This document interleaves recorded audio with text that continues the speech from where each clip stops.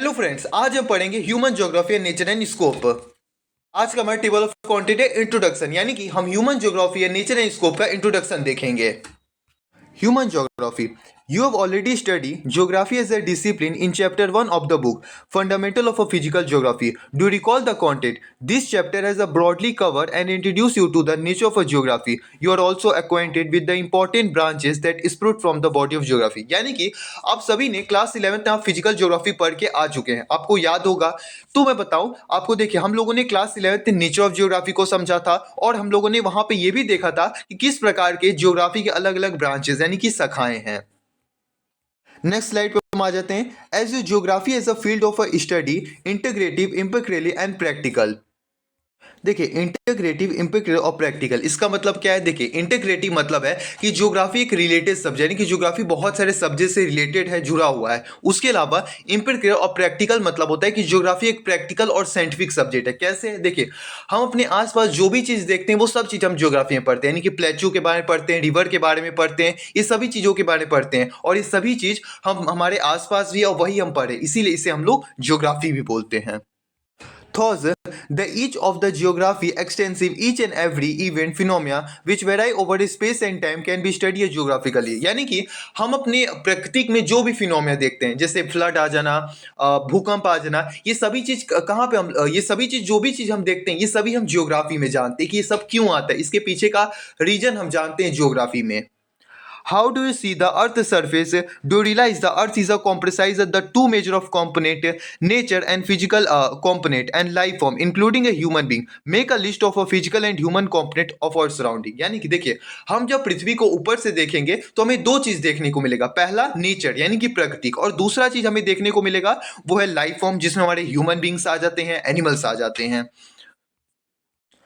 Physical geography Physical geography study a physical environment, and human geography study the relationship between the physical and nature of the human world, the spatial distribution of a human phenomenon, how they are come about, the social and the economical differences between the different parts of the world। यानी कि देखिए जो physical geography होता है उसमें हम लोग physical environment क्या है पढ़ते हैं। कैसे? देखिए जैसे प्लेटू, जो हम लोगों ने क्लास 11 हम लोगों ने फिजिकल ज्योग्राफी पढ़ा था, जिसमें हम लोगों ने प्लेटू के बारे में जाना था, ड्रेनेज के बारे में जाना था और रिवर के बारे में जाना था। ये सभी चीज हम फिजिकल ज्योग्राफी में जानते हैं। और ह्यूमन ज्योग्राफी यानी कि मानव का किस प्रकार से इन्वायरमेंट से, प्रकृति से रिलेशन है, संबंध है, ये हम ह्यूमन ज्योग्राफी में समझते हैं।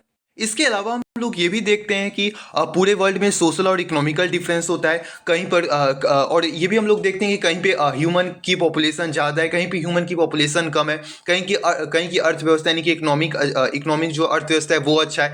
तो ये सब चीज़ भी हमें देखने को मिलता है ज्योग्राफी में कि सोशल और इकोनॉमिक डिफरेंस, यानी कि सामाजिक और अर्थव्यवस्था में डिफरेंसेस, बदलाव देखने को मिलता है। You are already aware the fact core concern of the geography as a discipline to understand the earth as a home of the human being and to study all these elements which have sustained him। आप ये सभी जानते हैं और हमने ये geography में पढ़ा है कि जो पृथ्वी है वो इंसानों का घर है। ये जो अर्थ और ह्यूमन बीइंग के बीच में जो रिलेशन होता है वो भी हम लोग जियोग्राफी में पढ़ते हैं। थॉस एम्फेसाइज इज न study nature and a human being, यानी कि ह्यूमन ज्योग्राफी हम लोग ये समझते हैं कि ह्यूमन यानी कि मानव और प्रकृति के बीच में, नेचर के बीच में क्या रिलेशन है, क्या संबंध है, ये हम जानते हैं ह्यूमन ज्योग्राफी में। You will realize that geography got a subject to dualism and the wide-ranging debates and started whether geography as a discipline should a law-making and theorizing nomothetis a descriptive ideography। यानी कि geography हमेशा से dualism से ग्रसित है। Dualism क्या होता है आप लोगों को लग रहा होगा? देखिए डुअलिज्म होता है यानी कि जिस एक चीजों पे दो विचार, जैसे रात है तो दिन, उसी प्रकार से ज्योग्राफी पे जब एक इंसान का दो दो विचार रहता है तो उसे हम लोग डुअलिज्म कहते हैं। तो देखिए कुछ लोग का कहना है कि जो ज्योग्राफी है वो बहुत ज्यादा मतलब डिस्क्रिप्टिव सब्जेक्ट है, यानी कि बहुत ज़्यादा इसमें बहुत ज़्यादा चीज़ों को डिस्क्राइब किया जाता है। कुछ लोग कहते हैं थ्योराइज, यानी से पूरा थ्योरी है, थ्योराइजिंग सब्जेक्ट है। मतलब कुछ लोगों का कहना है कि इसको लॉ बना के पढ़ना चाहिए, यानी कि लॉ मेकिंग, यानी लॉ बना के पढ़ना चाहिए। कुछ लोग कहना है कि ये पूरा मतलब इसको थ्योरी से पढ़ना चाहिए। कुछ लोग कहते हैं कि पूरा डिस्क्रिप्टिव सब्जेक्ट है। देखिए कुछ लोग का भी मतलब कुछ लोग कहते हैं कि जो ज्योग्राफी है वो लॉ मेकिंग है, थ्योरीजिंग है, मतलब ज्योग्राफी में लॉ लॉ पूरा बना दो। कुछ लोगों का कहना है कि ज्योग्राफी जो है पूरा थ्योरी, मतलब इसमें पूरा थ्योरी है। कुछ लोग कहते हैं कि डिस्क्रिप्टिव सब्जेक्ट है, यानी कि यहाँ पे कुछ मतलब डिस्क्रिप्ट कर कि यहाँ पे कोई और लोग है, फिर यहाँ पे कोई है, इस प्रकार से डिस्क्रिप्टिव सब्जेक्ट है। इस प्रकार से हर इंसान का जो ज्योग्राफी पे अलग अलग विचार है। अब देखिए, whether its subject matter should organized and the approach of the study should regional and systematic. देखिए अब ज्योग्राफी में पढ़ने पे भी लोगों का अलग अलग विचार है। मतलब कुछ लोग कहते हैं कि ज्योग्राफी को सिस्टमेटिक वे से पढ़ना चाहिए, इस पूरे सिस्टम को समझना चाहिए। कुछ लोग कहते हैं कि रीजनल समझना चाहिए, यानी कि पहले इंडिया की जो कल्चर है उसको समझना चाहिए, फिर यूएसए का समझना चाहिए, यानी कि रीजनल क्षेत्र अलग अलग, फिर यूएसए का रसिया का समझना चाहिए, यानी कि अलग अलग रीजन से समझना चाहिए। कुछ लोग कहे कि भाई नहीं, सिस्टमेटिक पूरे सिस्टम को एक ही बार समझ ले। तो इस प्रकार से पढ़ने भी लोगों का अलग अलग विचार है। फिर हम लोग नेक्स्ट पॉइंट देखते हैं, तो whether geographical phenomena we interpret the theoretical और हिस्टोरिकल इंस्टीट्यूशन अप्रोच। उसके बाद देखिए, whether geographical phenomena to be interpreted theoretical और थ्रू हिस्टोरिकल इंस्टीट्यूशन अप्रोच, यानी कि देखिए अब ज्योग्राफी को हमको समझना कैसे, इसमें भी लोगों का अलग अलग विचार है। कुछ लोग कहते हैं नहीं, हिस्टोरिकल अप्रोच से समझना चाहिए। कुछ लोग कहते हैं नहीं, थ्योरेटिकल अप्रोच से समझ, यानी कि पूरा थ्योरी पढ़ लेना चाहिए।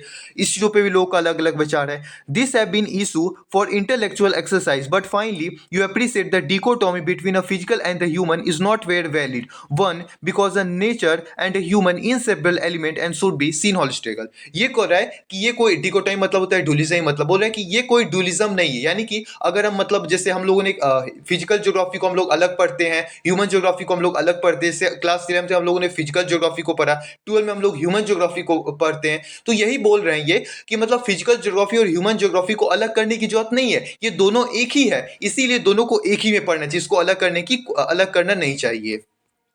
देखिए, phenomena are describe metaphors using a symbol for the human anatomy. इसीलिए क्योंकि मानव और जो नेचर है वो एक दूसरे से रिलेटेड है, जुड़े हुए हैं, इसीलिए कुछ मेटाफर दे दिया गया। मेटाफर क्या, यानी कि जिसका अगर कोई कुछ मतलब जैसे मान लीजिए अब सन इसका तो कुछ मेटो, यानी कि किसी चीज से सिंबलाइज कर देना, उसको दिखाना। जैसे देखिए, we open the talk of the face of earth, eye of stove, mouth of the river, snout of nose and glacier, neck of isotherm and the profile of the soil. यानी कि हम बोल रहे हैं कि जो मतलब अर्थ है, अर्थ का आइव होता है, लेकिन वैसे तो अर्थ का कोई आइव नहीं होता है, लेकिन हम क्या करें, उसे सिंबलाइज कर दे रहे हैं ह्यूमन से, उसे मानव से। उस प्रकार से मतलब विंड है उसके नोज हो जाए, और जैसे मान लीजिए समुद्र है तो उसके मुंह हो जाए। तो ये हम क्या एक मेटाफर दिखा रहे हैं, ह्यूमन से इसे जोड़ रहे हैं। सिमिलरली इसी प्रकार से कोई भी रीजन, जैसे आपको बताता हूँ, देखिए similarly region village town have been describe as organism. इसी प्रकार से कोई भी विलेज हो गया, टाउन हो गया, उसको ऑर्गेनिज्म बोल के, ऑर्गेनिज्म हमारे जो बॉडी में होता है उससे ऑर्गेनिज्म बोल के दर्शाया जा रहा है विलेज और टाउन को। इसी प्रकार से जो जर्मन जियोग्राफर्स हैं वो describe the state country living organism, वो वहाँ के अपने जो स्टेट और कंट्री है उसको लिविंग ऑर्गेनिज्म करके दर्शाते हैं, मतलब रिलेशन करके उन्हें दिखाते हैं। पे है network, roadway and waterway have often be describe as artery of circulation. यानी कि जैसे हमारे ब्लड में आर्टरी होती है सर्कुलेशन करने के लिए, उसी प्रकार से जो रोड है, रेलवे है, वाटर है, उसे नेट आर्टरी का सर्कुलेशन बोल दिया गया है। देखिए, can you calculate a such time of expression of your own language? The basic question now arise, can be separate nature and human why there interact intervene. देखिए फिर यहाँ पे कह रहा है कि जो ह्यूमन ज्योग्राफी और फिजिकल ज्योग्राफी है वो कोई अलग नहीं, ये दोनों जो है वो एक ही है, एक दूसरे से रिलेटेड हैं, जुड़े हुए हैं। देखिए उसके बाद बहुत सारे अलग अलग स्कॉलर आए और वो ह्यूमन ज्योग्राफी पे अपना अलग अलग डिफिनीशन देने लगे। जैसे रेडजिल ने क्या दिया, human geography is the synthetic study of relationship between a human society and earth surface. यानी कि ह्यूमन ज्योग्राफी हम ये पढ़ते हैं कि ह्यूमन यानी कि मानव और पृथ्वी के बीच में क्या डिफरेंस है, क्या अंतर है, ये हम ह्यूमन ज्योग्राफी में पढ़ते हैं। Synthetics has been emphasize about definition. Synthetics यानी कि ह्यूमन और मानव और क्या कहते हैं, मानव और पृथ्वी के बीच में क्या, यानी कि इन्वायरमेंट के बीच में क्या रिलेशन है, क्या संबंध है, ये हम पढ़ते हैं। तो ये रेथजल ने डिफाइन किया था ह्यूमन ज्योग्राफी को।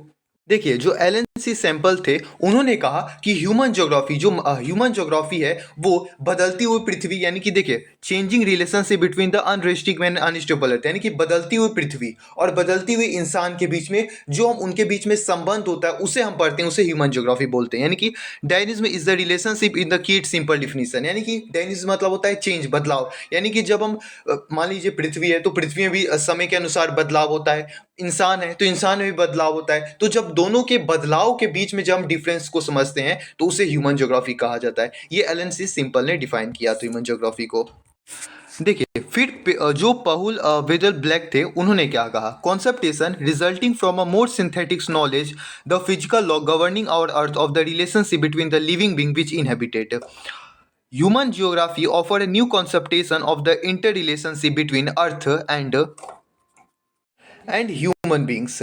यानी कि देखिए जब हमें नेचर यानी कि नेचर प्राकृतिक और प्रकृति के फिजिकल लॉस के बारे में जब हमें पता लगता है और जब हमें लिविंग बींग के बीच में रिलेशन जब हमें अच्छे से समझ में आ जाता है तो उसे ही हम लोग ह्यूमन ज्योग्राफी कहते हैं। यानी कि देख लीजिए जो भी नेचुरल जो भी प्रकृति में फिजिकल लॉस होता है, यानी कि मान लीजिए अगर फ्लड आ जाए, बाढ़ आ जाए तो रोड का लॉस होता है। उसके अलावा अगर मान लीजिए पहाड़ टूट जाए तो क्या हो रहा है, नेचर का लॉस हो रहा है। तो जब हम इनका लॉस जब नेचर का प्रकृति का लॉस के बारे में समझते हैं और मानव के जब रिलेशन के बारे में समझते हैं तो इसे ह्यूमन ज्योग्राफी कहा जाता है। ये किसने बताया था, तो पॉल वेदवल ने बताया था इसे।